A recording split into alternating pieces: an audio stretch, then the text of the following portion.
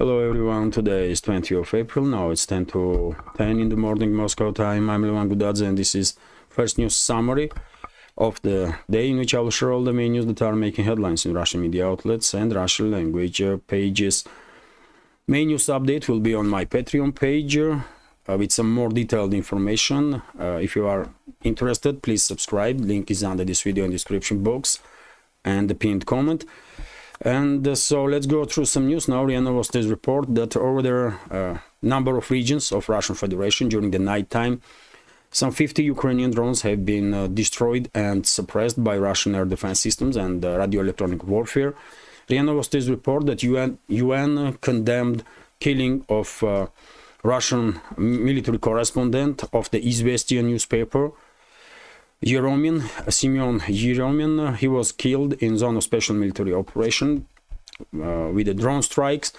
Drone operator was clearly seeing that he was targeting journalists, but it did not stop him. Hopefully, investigation will find out who was behind this crime, and this criminal will be punished. RIA Novosti also reporting that US and Russian citizen Russell Bentley, also known as Texas, who was cooperating with the Sputnik media outlet, also was killed in zone of special military operation. This information was confirmed by editor-in-chief of RT, Margarita Simonyan. This information broke out yesterday, and well, very unfortunate, of course, tragic developments. 2 journalists have been killed on zone of special military operation. Members of our community quite a few times asked me about whereabouts of, if I know anything about Russell Bentley, his whereabouts. I did not know, no one knew. He was missing for a week, little more than a week. And yesterday, Margarita Simonyan shared this information that he was killed in zone of special military operation. My condolences, of course, to families of Yeremin and Russell Bentley. RIA Novosti's report that Russian armed forces conducted precise strike on an airfield in Kanatop, which is controlled by Kiev regime. This is Sumy region, and at the same time Russian armed forces conducted missile and drone strikes against the logistics and military infrastructure of Kiev regime in Dnipropetrovsk and Odessa direction. When it comes to Odessa, main task of Russian strike was to neutralize portal infrastructure of Kiev regime, and strike was successful.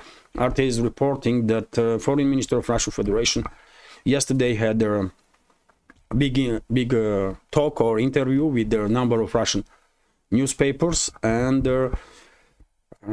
during this talk he stated that even if peace talks will start between Moscow and Kiev, Russia will not stop military operations. There will be no ceasefire on the line of contact, and the main reason is that Moscow cannot trust Kiev, which is quite understandable statement. And I guess this answer of the Lavrov can be seen also as an answer to calls from France about ceasefire during the so-called Olympic Games.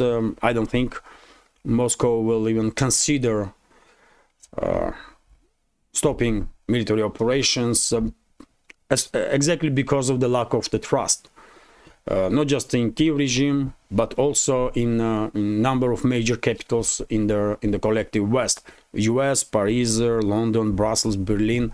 Moscow cannot trust them, and we all know that this is the case. RT is reporting that US Congress greenlights vote on Ukraine funding. With help from the Democrats, the Republican speaker is set to put the 60 billion plus bill to vote, most likely in upcoming days. There will be votes for this bill, and it will be adopted. I'm quite sure about it. As I predicted from very beginning of this story, this Biden's 61 billion initiative, U.S. military-industrial complex will, of course, do everything to receive this most likely last big paycheck from Ukrainian crisis, and that's exactly what is happening. And Washington Post, by the way, reported, according to what RBK news agency, that Pentagon already has prepared several military aid packages for Kiev regime, and as soon as this bill about Ukraine aid will pass lawmakers and will be signed by Biden, deliveries of weapons and munition will start. Although I'm quite sure some portion of weapons and munition already have been delivered to Kiev regime in advance. RT is reporting that according to Prime Minister of Hungary, Viktor Orban, NATO one step away from sending troops to Ukraine. He knows more than we do, and this is quite a scary perspective, isn't it? Quite a scary perspective. As I said many times before, if NATO troops will stay just in Western Ukraine, that might allow sides to avoid direct confrontation. I mean, Russian forces and NATO forces, although some skirmishes may happen even in that case. But if NATO troops will move deep inside Ukraine, towards Kiev, Sumy, Chernigov, Kharkov, or Odessa region for that matter, in that case, I'm afraid direct confrontation between Russian and NATO forces will take place. It will be unavoidable.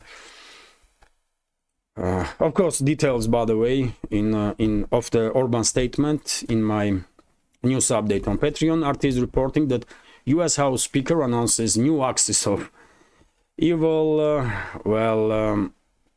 In a dramatic break from his party's hardline conservative base, U.S. House Speaker Mike Johnson this week praised their country's deep state, called Russia, China, and Iran an axis of evil, and vowed to put his job on the line to funnel more than 60 billion to Kiev. Am I surprised? Not really. We all know how influential U.S. military industrial complex and deep state is, but when it comes to these frames, I mean, axis of evil and so on, I mean, let's be real here. In last 20, 30, 50 years, which country is to blame for most deaths and most wars? Which country? One should ask Mike Johnson. In last 10, 20, 30, 40, 50 years, which country is to be blamed for most deaths in military and most military conflicts, most wars? I don't think it's Russia. I don't think it's China or Iran. We all know which country is, isn't it? But still, I don't want to frame any countries this way, axis of evil and stuff, because one thing is the government of, let's say, US, and one thing is deep state, and other thing is the state. Tomorrow or day after, US may have proper leadership, and the world will be pleased by that, because I believe strong, predictable, and just US will be good for this world. I guess everybody will agree with me.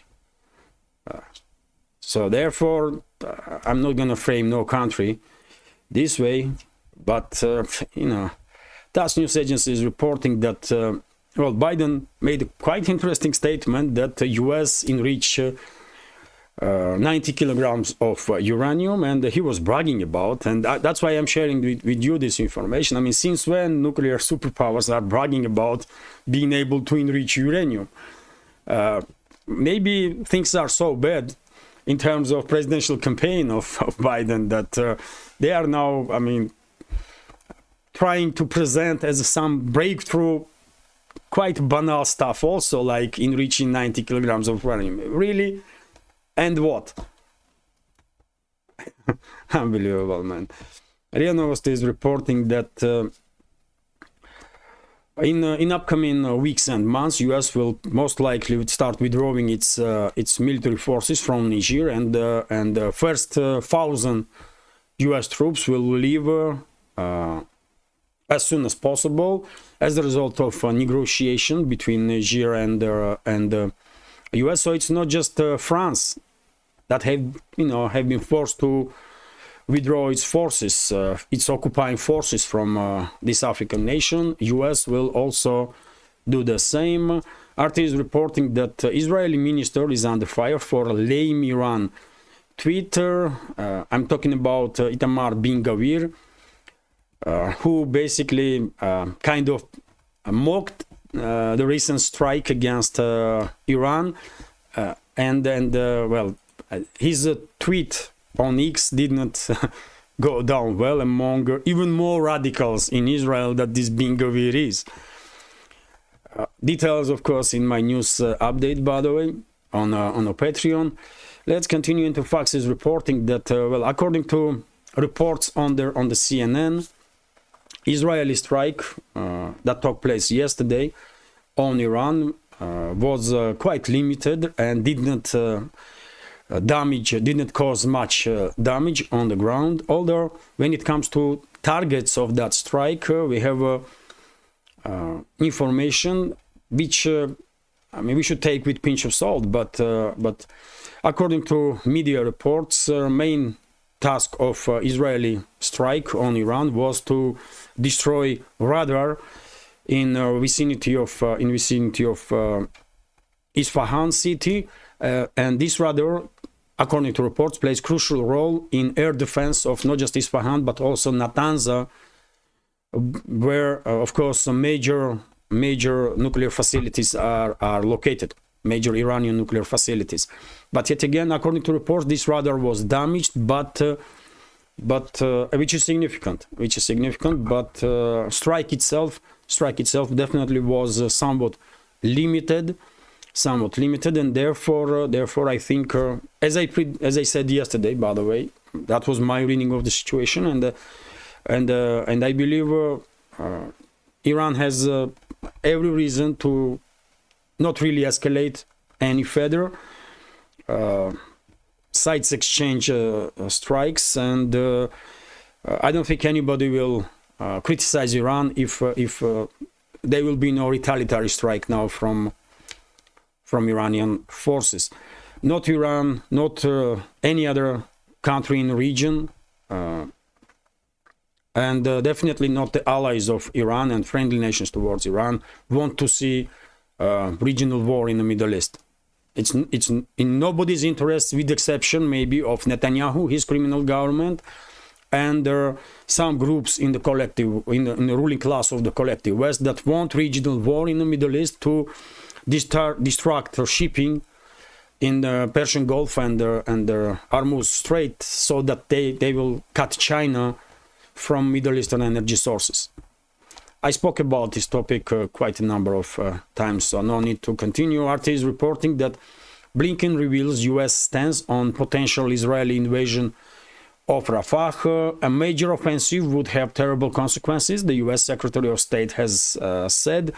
Well, the U.S. may not be in favor of Israeli military operation in Rafah, which is basically a refugee camp at this point, and some 1.5 million people may be there.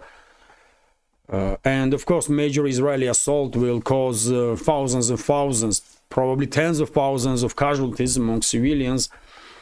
But the US may formally, on official level, make statements that they are against it, but there was reports in media that Washington was against Israeli strike on Iran. But Netanyahu's government did it anyway. So is U.S. officials, is statements of U.S. officials mean anything any longer? If even allies, strategic, as they say, strategic partners and allies of U.S. like Israel is, don't really cares about opinion of Washington. Interfax is reporting, I think these kind of statements are made just for internal use, because of course voters of Democrats are split on topic of Israel-Palestine, and Biden's administration is trying to pose as if they are some sort of peacekeepers and for peace, when in reality they don't. They send weapons, they send money, they support Netanyahu's government, every way possible to kill as many civilians in Palestine as they can, and that's what Netanyahu's government does. And according to latest information, 34,000 civilians already being killed by Israeli forces in the Gaza Strip. Let's continue. Interfax is reporting that Australia recommends its citizens to flee Israel. This comes, of course, after Israeli strike on Iran. Canberra probably was thinking that Iran gonna strike back now, and they call their citizens to flee area. But yet again, I don't think Iran will strike back because Iran already proved the point during the retaliatory strike that took place recently, and there is definitely no need on part of Tehran to further escalate, that's for sure. RT is reporting that NATO member accuses Russia of exploiting migrants. Finland, by the way, Finnish Prime Minister, extreme Russophobe, claims that Moscow has used asylum seekers from the Middle East against their EU. Well, these people probably are waking up every single morning and are thinking, what other crazy statement, Russophobic statement they're gonna make next. They are running out of the topics, seems like, and now that Russia is exploiting asylum seekers from Middle East against EU. Those people want to come to EU, man, and that's what is happening for decades now. What wrong? I mean, how are you going to connect Russia with this, man? Are you crazy? But probably Prime Minister of Finland are crazy. Maybe he needs some psychiatrists to check his brains. Who knows, man? Anyway, let's continue. Zglyad newspaper is reporting, and after all, we should all keep in mind that it was NATO and European members of the NATO included that basically play a crucial role to destabilize Middle East, to destabilize many countries in African continent. And now these very countries are acting like, they have nothing to do with it. It's Russia's fault. It's China's fault. It's aliens' fault that people from these countries that we destroy are seeking now asylum in Europe because they want to live in peace. And they want to have prosperity that they lost because of the actions of the NATO member states in their own home countries. It's not a nuclear science, isn't it, to understand this quite a simple and logical situation. Anyway, let's continue. Zglyad newspaper is reporting that according to media, Armenia is agreed to transfer 4 villages on the borderline to Azerbaijan. And this information was partially confirmed by Azerbaijani officials. Demarcation and demilitarization process is started between the two, between Azerbaijan and Armenia. It seems like Azerbaijan Azerbaijan started this process with some territorial gains already during the first steps. RT is reporting that Russian exports to Africa exceed sales to Americas, the world's second biggest continent, so 100% increase in purchases of Russian goods. Great, by the way, great. Whenever I hear information about increased cooperations between Russian and African states, that's a great news, by the way. Russia always was seen in Africa as a friend, since the Soviet era, by the way, because of course Soviet Union supported independence movements in African nations, and they remember this, man. They remember. RIA Novosti is reporting that according to I already said that main task of Israeli strike was to destroy this radar in Natanz, radar in Isfahan, that crucial part of the air defense of not just Isfahan but also Natanz. Zglyad newspaper is reporting that Putin, president of Russian Federation, signed a law about World's Friendship Games of 2024. Well, in Ekaterinburg and Moscow World's Friendship Games will take place. And this is good, by the way. This is good because we all know that Olympics have been politicized, ideologized. The Olympics idea have been destroyed by US and UK and EU's leadership. All these so-called international sporting federations, almost all of them are indoctrinated in this propaganda of the Western ruling class that are directed especially against Russia. And therefore, I don't think many people really perceive this so-called Olympics that will take place in France as a real Olympics. It's not Olympics, by the way. When you are excluding entire teams just because they are from this country or that country, I mean, this goes against core principles of Olympics, what we are talking about here. And therefore, well, it's a good initiative from Russia. I believe that World Friendship Games will take place, and that can be seen as alternative Olympics. Although, by the way, just mark my words, I'm quite sure Western ruling class will use its power to prohibit sportsmen from their countries to participate in these games. Just mark my words, by the way, that's exactly what Western ruling class will try to do. Anyway, let's continue. RT is reporting that a major bank says EU is trying to force it out of Russia. Well, Raiffeisen Bank says it expects to be asked by the EU Central Bank to further reduce operations in their sanctioned country, in Russia. Well, no surprises, no surprises. It's exactly the opposite. I'm kind of surprised that Raiffeisen is still fighting, by the way, this Western ruling class. They have some, strength. They still are fighting. They still are operating in Russia.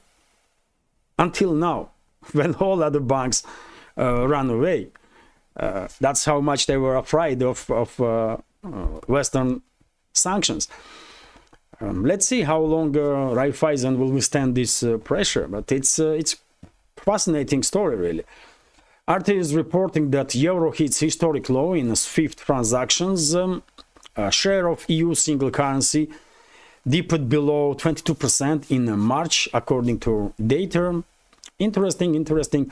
More inadequate EU policies will be, of course, more damage will be done to EU economy, reputation of EU's financial and banking system, and to EU's currency. It's just too obvious. And after all, head of EU Central Bank, who cannot be seen as a pro-Russian in any ways,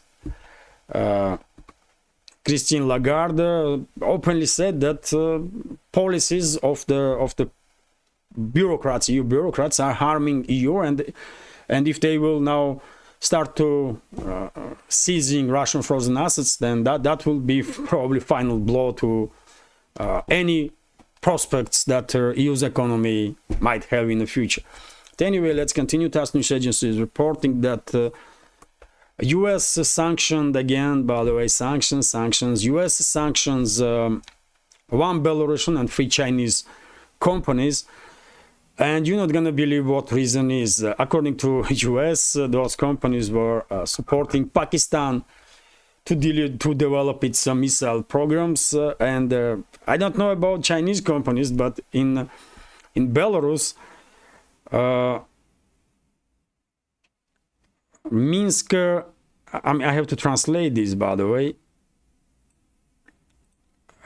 to give you exact name of this company. So Minsk-Ville tractor plant was sanctioned. Tractor plant.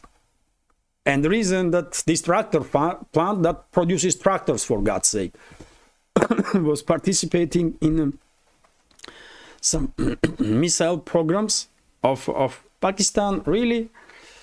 I mean, these tractors must be something special, isn't it? These Belarusian tractors. Probably they are able to fly in space and stuff. I don't know. Just they don't even care no more, man. Among the leadership of US or EU or UK, they just they are sanctioning everything and everybody. That's it, man. RT is reporting. I already said this. Let's continue. And Well, I will end this, I hope, short update with this news that according to Russian Finance Ministry, Russian GDP will grow this year in 2024 about 3.6%, which is a quite good number, by the way, same level as in 2023. Quite a good number, 3.6%, and especially if you take into account all that sanctions and pressure that collective West imposed on Russia. Quite optimistic news, and I will end this quite short update on this. Please click that like button and leave some commentary just about anything. And if you like my channel, if you want to support, you can do it with small donations through PayPal, Boosty, or by subscribing to my Patreon. All the links under this video in description box and in the pinned comment. Have a great day, great weekend, and take care.